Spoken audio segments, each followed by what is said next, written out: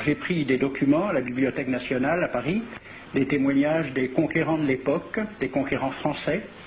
D'abord, des extraits du bréviaire que l'on avait remis aux officiers et soldats qui s'en allaient en Afrique. Cela s'appelait « Aperçu historique, statistique et topographique sur l'état d'Alger ». Voici quelques-uns de ces extraits. Ces contrées sont des terres vacantes, abandonnées aux mauvaises herbes par la paresse et l'indolence des morts.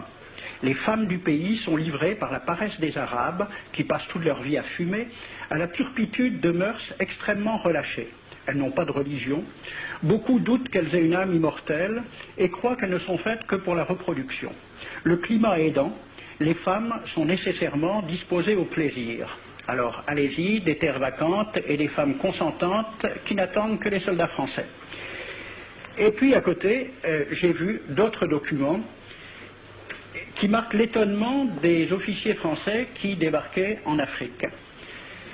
C'est Campagne d'Afrique en 1830 par un officier du corps expéditionnaire. Cette terre, qu'on avait présentée comme sauvage et inhabitée, est couverte de jolies maisons de campagne entourées de jardins. Toutes sont bâties sur des hauteurs dont les mouvements onduleux contrastent tout à fait avec l'aridité des côtes de Provence. La végétation y est superbe, et partout des sources et des courants d'eau fécondent la terre. Les fruits y sont en abondance, un grand nombre d'aqueducs amènent les eaux jusqu'à la capitale. Et le maréchal Bugeaud lui-même. J'ai reconnu que l'Algérie produit beaucoup de grains, une immense quantité de bétail. L'immensité des terrains ensemencés atteste l'existence d'une population beaucoup plus nombreuse qu'on ne le pensait. Le commandant Claude-Antoine Roset, dans Voyage dans la Régence d'Alger en 1833. Presque tous les hommes savent lire et compter. En France, on compte à l'époque 40% d'analphabètes. Ainsi, les soldats qui débarquent sont en général moins instruits que les sauvages qu'ils viennent civiliser. Le ministre de la guerre de l'époque, il s'appelait Girard. Il faut se résigner à refouler au loin, à exterminer même la population indigène. Le ravage, l'incendie, la ruine de l'agriculture sont peut-être les seuls moyens d'établir solidement notre domination. Savary, duc de Rovigo, apportez des têtes, bouchez les conduites d'eau avec la tête du premier bédouin que vous rencontrerez, au nom bien sûr de la civilisation. Christian, dans l'Afrique française, un détachement de l'armée parti d'Alger surprend la tribu désarmée des Olifias et massacre sur le champ tous les hommes, femmes, enfants, sans distinction. On parlera de 12 000 morts. Les troupeaux raflés aux Olifias seront vendus au consul du Danemark. Quant au reste du butin, il fut exposé au marché de Babazoun.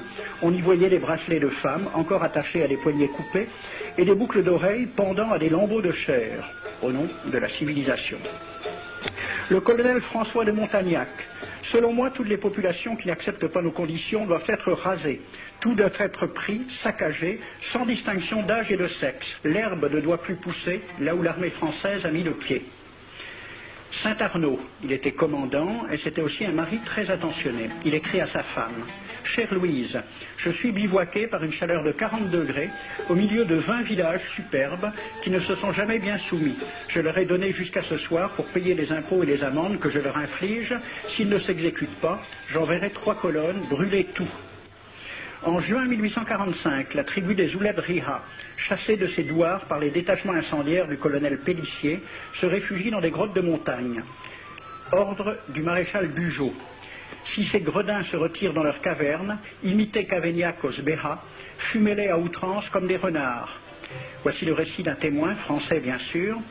Voir au milieu de la nuit, à la faveur de la lune, un corps de troupes françaises occupé à entretenir un feu infernal. Entendre les sourds gémissements des hommes, des femmes, des enfants et des animaux, le craquement des rochers calcinés s'écroulant. Le matin, quand on chercha à dégager l'entrée des cavernes, gisaient des bœufs, des ânes, des moutons. Parmi les animaux, entassés sous eux, on trouvait des hommes, des femmes, des enfants. J'ai vu un homme mort, le genou à terre, la main crispée sur la corne d'un bœuf. Devant lui était une femme tenant son enfant dans ses bras. Cet homme avait été asphyxié au moment où il cherchait à préserver sa famille de la rage de cet animal. On a compté 760 cadavres. Le 8 mai 1845, Saint-Arnaud découvre 500 Algériens qui s'abritent dans une grotte entre Ténès et Mostaganem. Saint-Arnaud ordonne à ses soldats de les emmurer vivants. Il écrit: « Je fais boucher hermétiquement toutes les issues et je fais un vaste cimetière. La terre couvrira à jamais les cadavres de ces fanatiques. » C'est à peu près ce qu'ont dit les Allemands en massacrant le village d'Oradour-sur-Glane. Montagnac, toujours lui, le colonel. Voilà comment il faut faire la guerre aux Arabes. Tuer tous les hommes jusqu'à l'âge de 15 ans. Prendre toutes les femmes et les enfants. Vous me demandez ce que nous faisons des femmes que nous prenons? On en garde quelques-unes comme otages, les autres sont échangées contre des chevaux, et le reste est vendu à l'enchère comme bête de somme, toujours au nom de la civilisation. Nous rapportons un plein baril d'oreilles récolté paire à paire sur les prisonniers. Il contient même celle d'un de nos 58 gendarmes morts de maladie. 2 pièces de 100 sous ne sont pas à dédaigner. Le maréchal Soult, ministre de la guerre, répondant à des questions à la Chambre des députés. En Europe, un tel acte serait horrible et détestable. En Afrique, c'est la guerre même. C'est la guerre même, c'est du moins ce que dit le ministre français, mais en face, voici un décret pris par l'émir des Arabes, l'émir Abdelkader. Tout Arabe qui amènera vivant un soldat français recevra pour récompense la somme de 8 douros. Tout Arabe qui aura un Français en sa possession sera tenu de le bien traiter et de le conduire le plus promptement possible, soit devant le califat, soit devant l'émir lui-même. Dans le cas où le prisonnier aurait à se plaindre de mauvais traitements, l'Arabe n'aura droit à aucune récompense. À la lecture de ce décret, question d'un soldat algérien, quelle récompense pour un prisonnier vivant? L'émir répond 8 douros. Et pour une tête coupée, l'émir répond 25 coups de bâton sur la plante des pieds. De quel côté était la civilisation? J'ai donc fait ce film avec les citations et des dessins et gravures qui étaient à la Bibliothèque nationale à Paris, et j'ai proposé le film à la Ligue de l'enseignement pour qu'il soit projeté dans les lycées et collèges de France et de Navarre.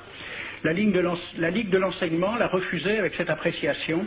Quoique très correctement réalisé et basé sur des documents indiscutables, ce film va à l'encontre de toutes les idées qui servent de base à l'enseignement de la pénétration française en Afrique du Nord, ce qui rend sa diffusion impossible. C'était reconnaître que l'enseignement n'avait pas pour but l'éducation, c'est-à-dire l'ouverture vers la réalité, mais l'endoctrinement au service d'une idée politique.